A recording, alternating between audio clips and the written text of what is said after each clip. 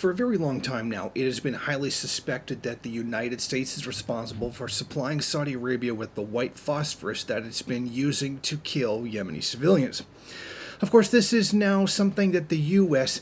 is willing to admit. After a recent video of Saudi stockpiles of weapons was shown on television, and of course the identifying markings on the weapons themselves revealed them to be from the United States. In other words, the U.S. has now admitted them after it was shown that it was basically impossible to deny that it was them. Now, in the past, it was declined to say when or how such weapons were provided to Saudi Arabia. The U.S. says, yes, they have sold them, but we can't say when, and we can't say how, but sometime in the past we did it.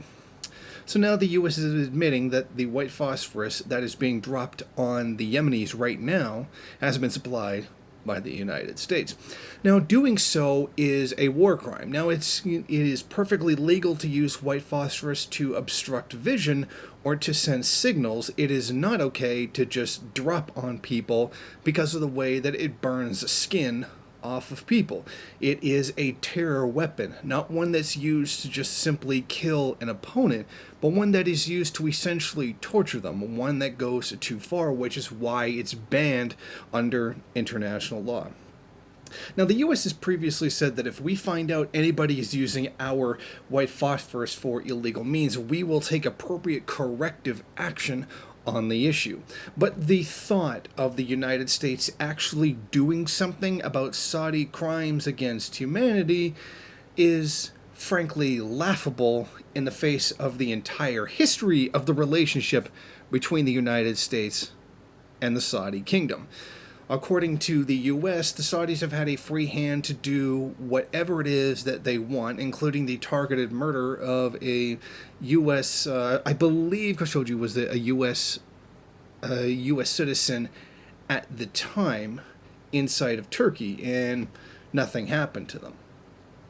And they've always enjoyed the beneficial relationship of selling billions of dollars, hundreds of billions of dollars of weapons to Saudi Arabia, as it was most famously displayed by not just Donald Trump, but former U.S. President Barack Obama as well.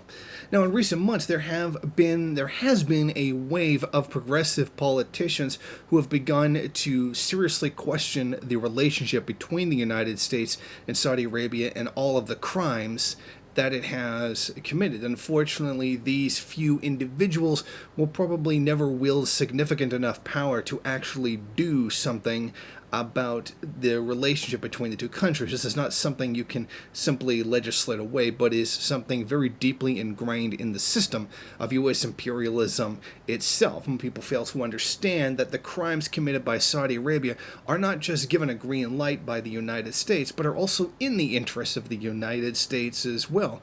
Saudi Arabia plays a junior part in the imperialism carried out by the U.S., which is why the U.S. sells them so many weapons to begin with, not just simply because it makes money, because in that case you could sell weapons to just about anybody if that were the case. But they align with U.S. interests in doing, to a large degree, the bidding of the U.S.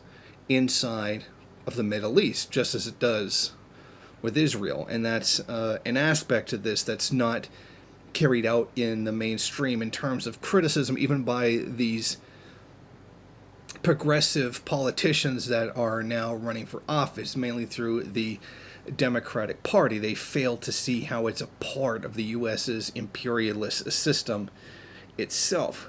But in terms of this, it's good to know conclusively that the U.S. has been selling white phosphorus to Saudi Arabia, and that Saudi Arabia has been using it to commit terrible war crimes.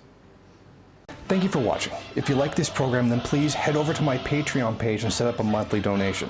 It's your donations that keep this program running. Also, if you would like, please rate, comment, subscribe, and share in various social media.